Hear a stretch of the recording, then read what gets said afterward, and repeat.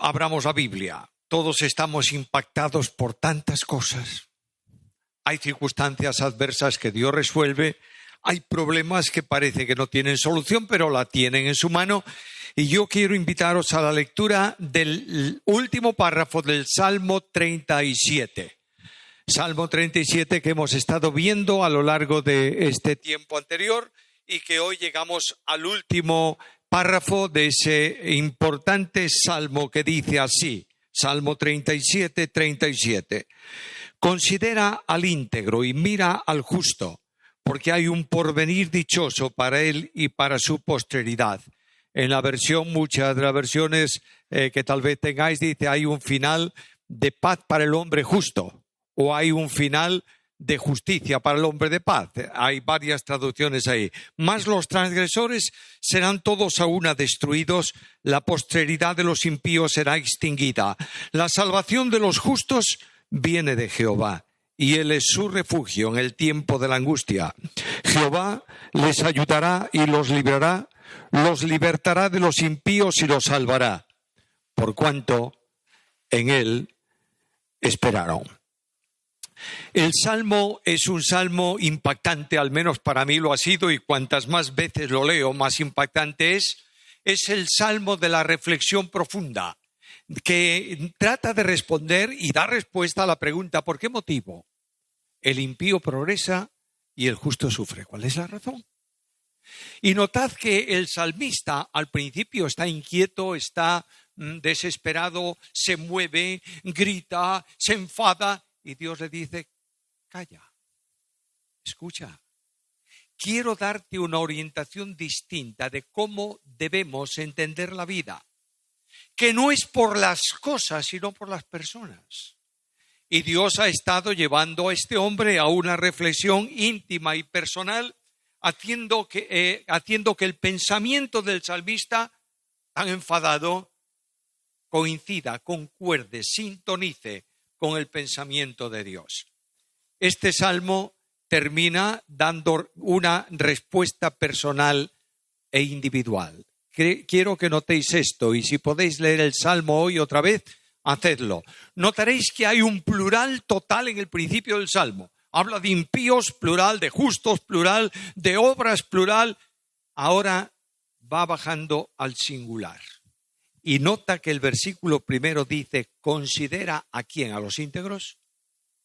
No, al íntegro.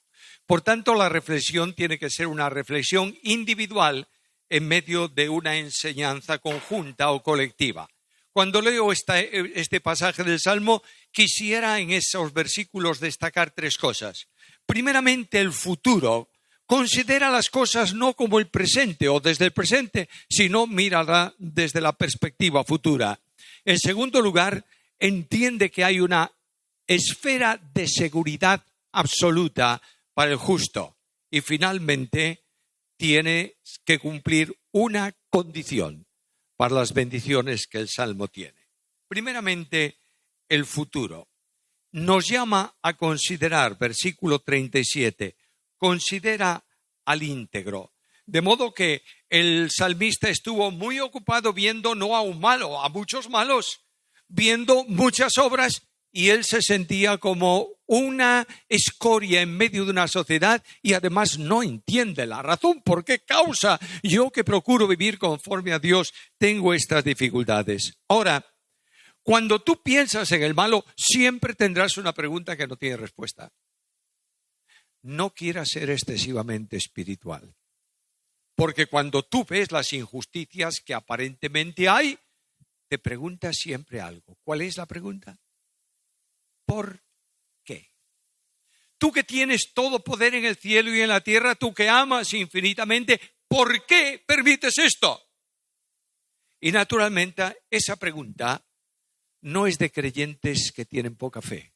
¿Cuántas veces he oído esta aclaración a la pregunta? Bueno, la gente pregunta eso porque tiene poca fe. ¿Sí, poca fe? Escucha lo que dice Jeremías. ¿Es un hombre de poca fe, Jeremías? No, es un profeta de Dios. Mira lo que dice. En palabra inspirada por Dios, Jeremías 12, 1 y 2. Justo eres tú, oh Jehová, para que yo dispute contigo. No voy a discutir. No entiendo, pero sé que tú eres justo. Y añade, sin embargo, alegaré mi causa ante ti. ¿Por qué es prosperado el camino de los impíos y tienen bien todos los que se portan deslealmente? Los plantaste, echaron raíces, crecieron, dieron fruto. Cercano estás tú en sus bocas, pero lejos de sus corazones. Por tanto, ¿por qué? ¿Has hecho esta pregunta alguna vez? Quiero decirte que yo me la estoy haciendo, perdóname, no todos los días, pero casi todos los días. ¿Por qué? ¿Por qué ocurren estas cosas? Y Dios me dice, observa una cosa. ¿Tienen piedad estos que aparentemente están recibiendo todo? Sí, tienen piedad. ¿Qué tipo de piedad? Aparente. Nota que Jeremías dice, ellos te alaban con su boca, pero su corazón está lejos de ti. Permíteme, a medida que avanzamos, alguna reflexión. No consiste en cantar por cantar. No consiste en emocionarte en el canto. No consiste en aplaudir o dejar de aplaudir. No consiste en buscar una sintonía de una forma o de otra. Consiste no en decir, sino en vivir. ¿Entiendes esto? La alabanza no es cuestión temporal. La alabanza no es una actividad, es una actitud. Yo alabo con mi vida. ¿Entendemos eso? Por tanto, deja de considerar las apariencias y mira la profundidad. Dios desea que no consideremos tanto sus vidas, que los consideremos a ellos. Por eso dice, ¿considera a los justos? No, considera al justo. Y le da dos calificativos en ese versículo, íntegro y justo. ¿Quién es íntegro? Íntegro es la persona cuya vida se ajusta al plan de Dios, por tanto es una vida noble. Íntegro es el que guarda la fidelidad a Dios y transita por sus caminos. Íntegro es aquella persona en que se pueden confiar. Cuando consideras al íntegro, descubres que tiene una oposición continua, permanente, absoluta por parte del mundo. Y de los creyentes aparentes también. De manera que no esperes otra cosa. ¿Qué fue lo que dijo Jesús? En el mundo tendréis. ¿Lo crees? Es que el mundo, claro, está ahí afuera el mundo. Escucha. Pablo le dice a Timoteo, todo aquel que quiera vivir piadosamente en Cristo Jesús, ¿qué va a pasar? Padecerá persecución. ¿Lo entiendes? Es que el justo no tiene cabida en el mundo a causa de su justicia. Es decir, no porque él es justo, sino de la justicia que practica. Por eso dice que al íntegro se le califica también como justo. Y justo es el resultado de vivir la justicia recibida. Nadie es justo. Todos hemos pecado. No hay justo ni aún uno. Pero Dios toma a aquel que por la fe recibe a Cristo como Señor y Salvador y le aplica, le imputa, le pone en su cuenta la justicia de Cristo. Por eso Pablo dice que nosotros los creyentes hemos sido hechos justicia de Dios. ¿En quién? En Cristo. Porque Cristo es la justicia absoluta de Dios. Y estos que han sido justificados, que tienen a Cristo que es justicia, viven una vida justa conforme a la voluntad de Dios. ¿Tienen relación con Dios? La relación con Él es de firmeza absoluta, dice Deuteronomio capítulo 12, 32, versículo 4, estas palabras. Él es la roca cuya obra es perfecta, porque todos sus caminos son rectitud. Por tanto, en la medida en que tú vives a Cristo, en la medida en que tú permites que el Espíritu Santo de Dios reproduzca a Cristo en tu vida, tus caminos serán ¿qué? Justos. ¿Por qué? Porque estás viviendo al justo de los justos. Estos justos desean varias cosas. Una de ellas, el bien. Proverbios 11, 23.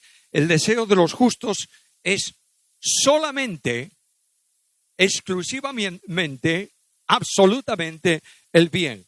Pero la esperanza de los injustos es el enojo. La vida del justo, por tanto, es una vida ejemplar para otros. Proverbios 11, 26.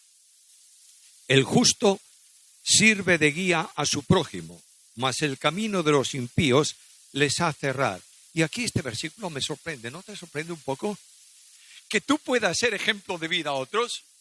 Bueno, en cierta medida, bueno, Pablo lo dice, imitadme a mí. Y yo digo, Pablo, ¿no te has pasado un poco? Porque tú dices en otro versículo, no lo he alcanzado. Prosigo al blanco y dices, imitadme a mí. Pero Pablo dice, ¿sabes por qué? Porque yo imito a Cristo. La vida del cristiano es imitable en la medida en que reproduce a Cristo. ¿Entiendes esto? Solamente aquel que vive a Cristo y reproduce a Cristo es ejemplo vital para otros. ¿Por qué? Porque glorifican a Dios con sus vidas. Escucha lo que dice Jesús. Así alumbre vuestra luz delante de los hombres para que vean vuestras buenas obras. ¿Y qué pasa? Y glorifiquen a vuestro Padre que está en los cielos. No es que tú te esfuerces en hacer obras. Es que Dios preparó esas obras de antemano para que andes en ellas. ¿Y quién anduvo haciendo esas obras? ¿Algún justo? Sí, el justo de los justos. Jesucristo el Señor. Que Pedro da testimonio de él, que anduvo haciendo bienes. ¿Entiendes esto, por favor? Yo quisiera que si de todo el comentario que hice al Salmo 37 te acordase solo de una cosa, sería suficiente. Recupera a Cristo en tu vida de una vez. Cristo es un desconocido para los creyentes. Cristo está en la canción de los cristianos. Cristo está a veces en el sermón desde el púlpito. Cristo, si no se hace vida en tu vida, eres un fracasado. ¿Entiendes esto o no? Porque no consiste en normativa, consiste en vivencia. Mas no yo, sino Cristo vive en mí. ¿Entiendes esto o no? Queridos míos, la Iglesia necesita una reforma urgente. Esa reforma es recuperar a Jesús. Y Jesús dice, porque separado de mí, nada podéis hacer. El justo, porque vive en el camino de Dios, es generoso. Generosidad hoy, con la economía que tenemos y los problemas que tenemos. Escucha lo que dice la Biblia, lo que dice del justo. Honra a Jehová con tus bienes y con las primicias de todos tus frutos, y serán llenos tus graneros con abundancia, y tus lagares rebosarán mosto. Entonces, vámonos a esa teología de ciertos grupos que dicen, da para que te den. No. Si tú das 100, Dios te va a dar 200. ¿Pero dónde está eso en la Biblia? Si Pablo dio todo lo que tenía a su vida personal, pasó hambre y era un miserable, ¿o no? Pues claro que sí. No consiste en esto, consiste en que el corazón del creyente es dadivoso, es generoso porque vive al que dio todo. ¿Me estás siguiendo? ¿Notas el cambio sustancial de vida cuando tienes a Cristo y te centras en Cristo? Cuando tú te centras en argumentos de hombres, eres un fracasado. Y los argumentos molestan. Y tú sales de una reunión, no importa de dónde, y el predicador te ha estado hablando durante 1 hora de lo que tienes que hacer y de lo bueno que tienes que hacer y de lo malo que te estás portando, etcétera, etcétera. Y sales a la calle y dices, basta. Toma a Cristo, por favor. Sitúate frente a Cristo. Pregunta cómo era la vida de Cristo y vive a Cristo. Y la vida cristiana es gozo, paz en el Espíritu Santo. Es generoso. ¿Cómo es el impío? Pues todo lo contrario. Dice Proverbios 29:7, hay quien todo el día codicia. ¿Cuántos? Muchos. Pero el justo da y no detiene su mano. Aquí tienes el reflejo de Jesús. Decía Julián, decía que la ofrenda no es pagar un impuesto. Me ha gustado mucho esa frase, Julián, voy a tomar nota de ella. Que no es pagar el impuesto del domingo por venir a la reunión. La ofrenda es simplemente la manifestación visible de la comprensión de lo que Dios dio.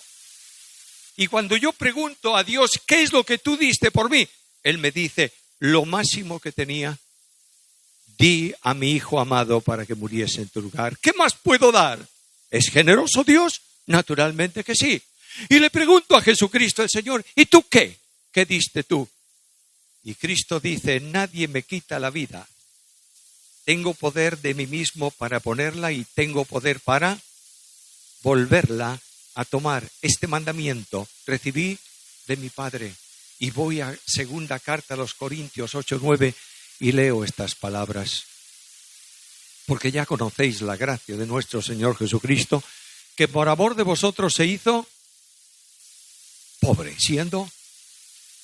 Y yo pregunto, ¿en dónde está esto?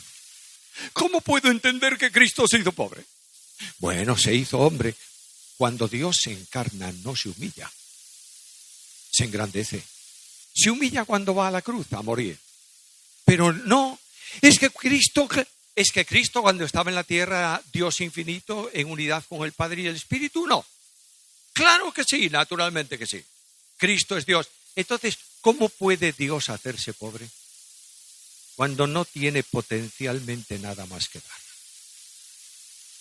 Y Cristo dio, ¿qué cosa? Su vida. ¿Qué más puede dar? Nada. Y ahora este que da su vida por ti, te dice, sé generoso como yo. ¿Te das cuenta cómo cambia la vida? No hace falta que te anuncien misiones para qué o no sé qué para allá. Tú estás sintiendo en tu alma la necesidad de ofrendar al Señor porque estás viviendo ¿a quién? A Cristo. Y aquí está el núcleo de la Biblia. Y aquí está la razón de la existencia. Además, el justo aborrece el pecado. ¿Por qué? Porque, cuidado, es que como evangélico no puedo hacer esto, aquello y lo demás allá, pero puedes pensar mal de tu hermano y es más pecado que todo lo que dejas de hacer. ¿Es así o no es así? Bueno, ¿por qué yo soy santo? Ay, porque es... No, simplemente por Cristo. Y la Biblia dice, sed santos porque yo soy santo. No es imitación, no es vivir como. Nunca lo alcanzaría. Es vivir porque Él vive en mí. ¿Notas esta diferencia? Este es el secreto de la vida cristiana. Esto fue lo que impactó en el Imperio Romano. Eso fue lo que destruyó la civilización idolátrica de aquel tiempo. Y la frase de aquel tiempo era, mira cómo se aman. Esto es ser cristiano, vivir a Jesucristo. Ahora, el Señor quiere que vea a los impíos desde la óptica suya. Segunda parte del versículo 37. Mas aún a los transgresores serán todos destruidos. Pero mira primeramente, por favor, el justo desde la óptica de Dios. Versículo 37, la segunda parte. Hay un final dichoso para el hombre de paz. Yo sé, dicen los hebraístas, los que conocen profundamente el hebreo, yo no tengo ni idea del hebreo. Conozco del hebreo 4 cosas y Dios me libre de hablar de hebreo en el púlpito. Esa es una barbaridad completa. No lo voy a hacer. Pero consulto expertos idiomáticos hebreos que traducen el versículo y uno de ellos, que es un genio del hebreo, dice, es complejo, complicado, difícil de traducir. Y hay varias traducciones. Hay un feliz dichoso para el hombre de paz, una traducción. Otra, hay un feliz de paz, un final de paz para el hombre dichoso, segunda traducción. Y aquí en la traducción dice, hay un porvenir dichoso para él y su posteridad. ¿En qué quedamos? Bueno, no te compliques la vida con la traducción del versículo. Simplemente pregunta lo que hay ahí. Y lo que te dice es que frente al impío que desaparece, hay un final de esperanza para el creyente. ¿Por qué? Porque el efecto de la justicia será paz. Y la labor de la justicia, reposo y seguridad para siempre. Isaías capítulo 32, versículo 17. Quiero decirte algo. La paz rodea continuamente la vida del justo. ¿Lo crees? Escucha, ¿cómo nace, cómo llegas a ser justificado, declarado justo, es decir, sin responsabilidad penal, que es lo que significa eso en relación con el pecado. ¿Cómo llegas a eso? Por medio de la fe. Romanos 5:1, justificados pues por la fe, tenemos paz para con Dios por medio de nuestro Señor Jesucristo. ¿Notas que cómo comienza la vida cristiana? Con paz. En segundo lugar, la paz de Dios viene a ser experiencia de la paz tuya. Jesús dijo, la paz os dejo. ¿Qué más dijo? Mi paz os doy, la mía, la que yo estoy disfrutando y viviendo como hombre ahora mismo, mientras que los 11 discípulos, Judas ya se fue, mientras que los 11 están inquietos y nerviosos, tengo paz. Voy a haceros un regalo, os voy a dar mi paz. ¿Cómo puedo yo vivir la paz de otro cuando lo vivo él? De manera que Cristo vive en mí y la paz de Cristo viene a ser experiencia de mi paz personal.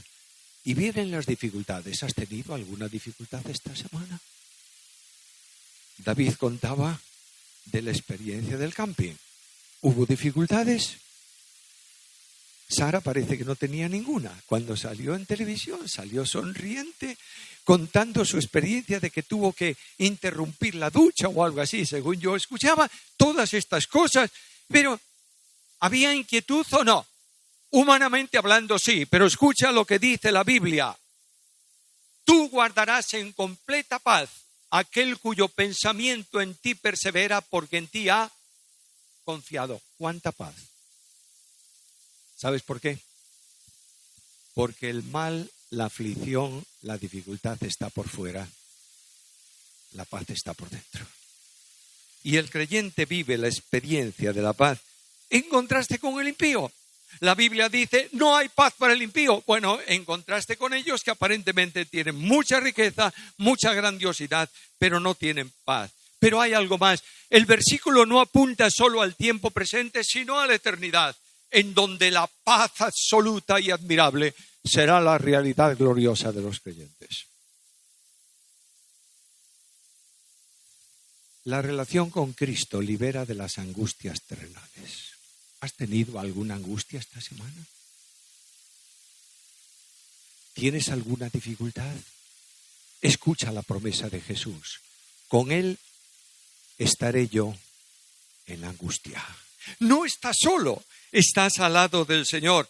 Y la vida cristiana discurre con esperanza. Y los conflictos afirman esa esperanza. Y el apóstol Pablo, en medio de toda la inquietud que humanamente hablando podía tener, donde él dice, he pasado problemas, dificultades, cárceles, golpes, conflictos, estuve a punto de morir, etcétera, etcétera, etcétera. Frente a todo eso, el apóstol dice, estas aflicciones momentáneas producen en nosotros un cada vez más excelente y eterno peso de gloria. Las aflicciones son momentáneas, la gloria es eterna. Y yo miro el final del camino. Esta semana estaba grabando un comentario para una organización que se llama Hora Silenciosa, el audio de Hora Silenciosa, y me tocaba los últimos versículos del último capítulo de Apocalipsis. Dije yo, 10 minutos hablar de todo esto es sencillo, ¿no? Es muy sencillo. Teóricamente, porque me quedé atrancado en un versículo en donde el Señor dice, he aquí, vengo pronto. Y eso me ha impactado tremendamente. Y he dicho, para mí no hay dificultad en la vida cuando sé que Jesús viene. Y puedo decir, como el Cantar de los Cantares, permíteme alegorizar una vez en mi vida por lo menos un versículo. Ya está, voy a alegorizarlo también. He aquí la voz de mi amado, Él viene brincando sobre los montes, saltando sobre los collados. Y puedo sentir en lontananza la voz de Cristo que dice, voy a buscaros. Y puedo sentir que se aproxima a nosotros para llevarnos siempre con Él. ¿Tienes alguna dificultad? Yo te ruego que leas hoy Apocalipsis 21:4. Ayer estábamos escuchando un testimonio de una misionera, mujer que por toda su vida estuvo sirviendo al Señor de forma plena, en todas las funciones y de todas las maneras. Y de pronto esa mujer empezó a sentirse mal. Y fue al médico y ¿sabes lo que le diagnosticaron? Un cáncer incurable. Le dijeron, no vamos a darte ningún tipo de medicina porque no queremos amargarte. No hay solución. No importa que sea este el problema, la enfermedad o la pérdida de algo, o la falta de relación o el desprecio de la gente, puede revestir la inquietud y la dificultad un montón de formas. Escucha por favor la Biblia. Levanto los ojos y veo el final del camino. Yo no sé cuánto tiempo tendré y cuánto camino me queda, no lo sé. Es posible que muy corto el tramo final de mi camino. Tampoco me preocupa lo más mínimo. Pero lo que veo es que al final del camino hay paz. Nadie diga esta mañana que la muerte no preocupa para nada al creyente, que es, vamos a la muerte cantando felices. No, qué tontería más grande. No te inquieta la muerte porque sabes lo que hay después, ¿verdad? No vas a perecer en las tinieblas de afuera. Pero la muerte no es plato de buen gusto para nadie. ¿Es así o no? Por muy creyente que seas. Ahora yo veo después de eso y leo estas palabras. Enjugará Dios toda lágrima de los ojos de ellos. ¿Has llorado esta semana? ¿O la anterior? La experiencia de mi vida es precisamente esta. Muchas lágrimas en el camino. Y recuerdo ahora de una forma muy clara cuando por las mañanas me levantaba y tocaba la almohada de mi cama y estaba mojada, porque había estado llorando por la noche. Y miro ahora a lontananza, saludo de lejos el lugar eterno. Y oigo que el Señor me dice, tus lágrimas no tienen importancia porque allí no hay lágrimas. Y digo, bueno, Señor, ¿y qué más? Porque mira que la muerte corta, separa amistades, familia, etcétera, etcétera. El otro día estaba hablando con mi hermano, fuimos al cementerio porque tenía él que resolver alguna cosa allí en el cementerio y ahí están en los panteones de la familia los nombres de muchas personas, mis abuelos, mis padres, mi hermana, mi esposa. La muerte corta. ¿Es así? Y Dios me dice, reunión eterna. ¿Te acuerdas de aquel antiguo himno? Si he disfrutado hoy de la alabanza en la iglesia, ¿sabes por qué? Porque las golondrinas volvieron y trajeron cánticos que hacía mucho tiempo que no se cantaban, con un contenido firme de letra. ¿Recuerdas aquel himno? Reunido a los míos seré. Mi carrera a su fin toca ya y a mi hogar celestial entraré, donde gozo y descanso hay y paz. ¿Es esta la esperanza? Y algo más, no habrá llanto. El llanto es la situación que expresa la incapacidad de superar un obstáculo. Y Dios me dice, ¿tienes problemas para superar obstáculos hoy? Hay una hoguera delante, yo estoy en el fuego, lo cantábamos hace un momento. Hay un mar que te impide el paso, yo te digo, camina adelante. Estoy a tu lado, pero de pronto ese llanto desaparece. ¿Sabes por qué? Porque no hay problemas en el lugar celestial. Y el texto me dice algo más. Tampoco hay clamor. ¿Por qué? Porque no hay injusticias, ni dolor. Bueno, hoy no tengo el médico delante, lo tenía en la reunión anterior. Y le pregunté en público y le dije, lo que decía Marañón de que no hay hombre sin dolor, ¿es verdad? Pues claro que es verdad. Todos tenemos dolores. ¿Qué es lo primero que hace un niño cuando nace? llorar. Y si no llora, ¿qué hacen? Le dan para que llore. Por tanto, ahí comienza la vida. Y durante el transcurso de la vida, ¿hay dolor o no? Claro que sí. Y pongo el ejemplo de nuevo, aburriros de escucharme este ejemplo. Yo me levanto por la mañana y voy a saltar de la cama y digo, ¡ay! Y Susana me dice, ¿qué hay? Y yo le digo, pues lo que no había. Me duele aquí. ¿Y sabe lo que me contesta ella inmediatamente? Flogoprofen. Esa pastita para dar para el dolor. Claro, pero viene el dolor. Y el tránsito muchas veces de la vida el tránsito de la vida física es doloroso. Claro que sí, naturalmente que sí. Miro el cielo y en medio de mis dolores, no sé si los tendré o no, escucho la palabra del Señor. No hay dolor. Y le digo, ¿y por qué, Señor? Porque las primeras cosas pasaron.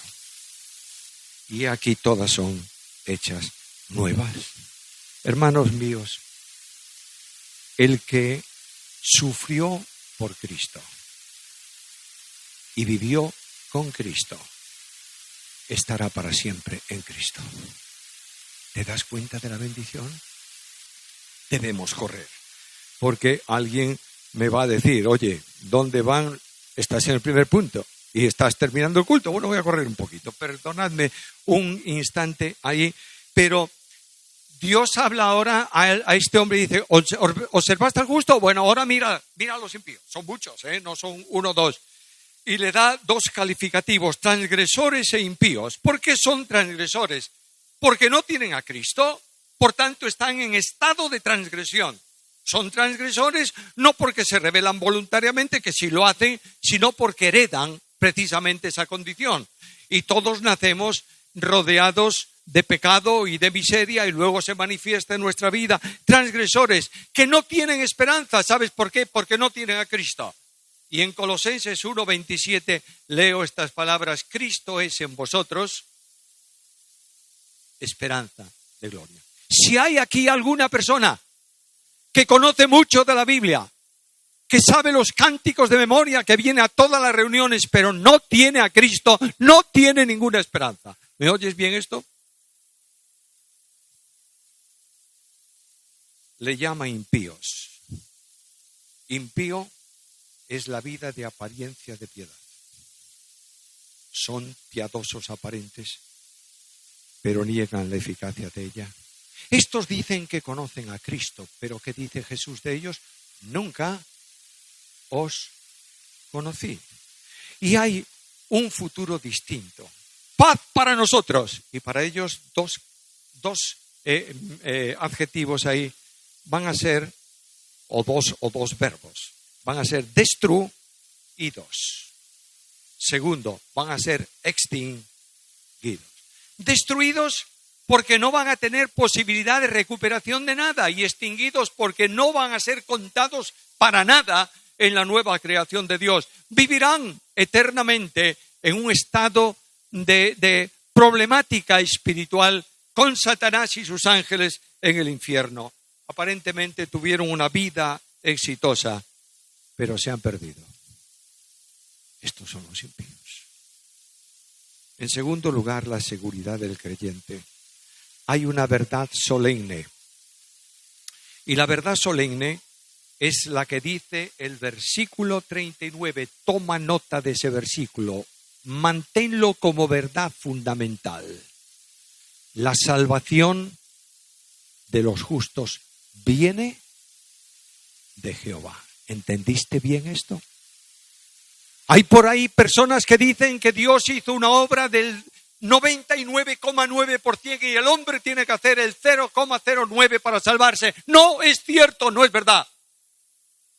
La salvación es absolutamente de Dios.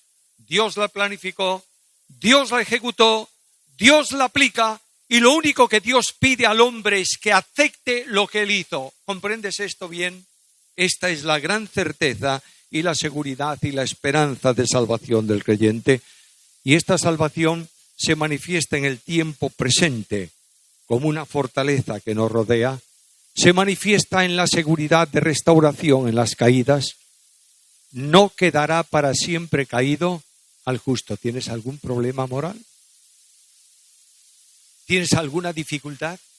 Lo único que Dios quiere es que tú confieses en su presencia tus fallos, tus fracasos. ¿Para qué? ¿Para ser golpeado o para ser restaurado? Para ser restaurado. El buen pastor pone sobre sus hombros no solo a la oveja perdida, sino a la oveja descarriada, como le llama en el Evangelio según Lucas. Ayuda y liberación. Salvación absoluta. Bendecido por Dios. Tengo muchas más cosas ahí, pero tengo que dejarlas. Voy al último punto. ¿Cuál es la condición? Bueno, ¿estás deseando estas bendiciones de parte de Dios? Mientras baja el grupo de alabanza para terminar este tiempo, yo quiero recordaros algo importante. ¿Dios te bendice? Sí. ¿Sin condiciones? Sí, sin condiciones porque Él es bueno. Pero tienes una condición para sentir estas bendiciones de Dios, para experimentar esas bendiciones de Dios. ¿Cuál es? Mira la última frase del Salmo. Todo esto por cuanto en Él esperaron. ¿Te das cuenta? Que todo esto viene de una dependencia con Dios. De entender que Dios es la esperanza de su pueblo. Y el Salmo nos ha presentado dos grupos, justos e injustos. Nos ha marcado dos destinos. Bendición para los justos, perdición para los impíos. La esperanza del impío está en él mismo. La esperanza del justo está en Dios. El justo pasa por dificultades, pero su fe se solidifica y da fruto para Dios. Esta es la enseñanza del Salmo. Reflexiona en ella y toma el camino que Dios pone delante de ti. Hace unos años, bastantes años, un pastor de una iglesia muy grande estaba pasando por una crisis espiritual seria. Llegó un momento en que le dijo a su esposa: no tengo ganas ni de ministrar, ni de hablar, ni de orar, ni nada. Y me voy a ir a un lugar tranquilo. Ellos se iban de vez en cuando a un lugar de la playa y allí estaban, pasaban un poco de descanso. Me voy a ir a ese sitio y voy a orar y voy a ponerme delante del Señor. Y es posible que cuando yo venga te diga: ya no soy el pastor de la iglesia. Y se fue. Y ahí estuvo el hombre un día entero pensando. Y de pronto tomó su Biblia. Y era como yo, siempre ando con papeles dentro de la Biblia. Y allí sacó un papelito del cierre de un sermón suyo que tenía escrito un himno. Y ese himno fue lo que ese hombre necesitó para volver sin condiciones a Dios. Leo y termino las 3 estrofas de ese himno. Cautívame, Señor, y libre en ti seré. Anhelo ser un vencedor rindiéndome a tus pies. No puedo ya confiar tan solo en mi poder. En ti yo quiero descansar y fuerte habré de ser.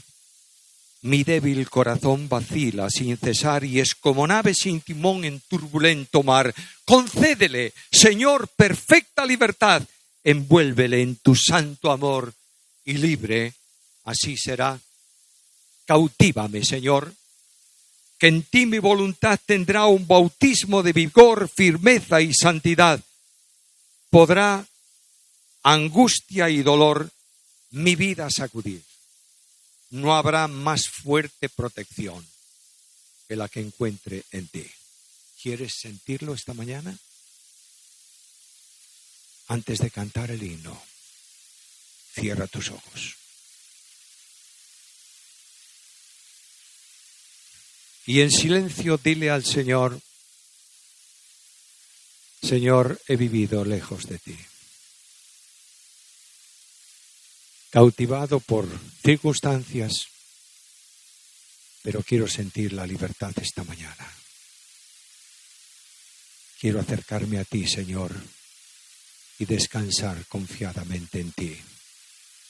Y si tú tienes esta determinación personal, yo voy a orar ahora mismo y te voy a pedir que todos aquellos que necesitéis de verdad un encuentro con Cristo, una recuperación con Cristo en vuestra vida, no importa la dimensión que sea, que te pongas de pie ahí ahora mismo donde tú estás para orar juntamente conmigo. Todos aquellos que queréis un encuentro con el Señor, os ponéis en pie.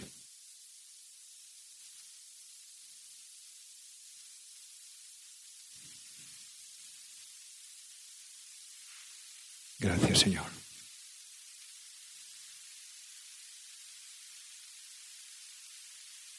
Padre querido, gracias por tantos que esta mañana manifiestan públicamente su determinación de vivir cerca de Jesús.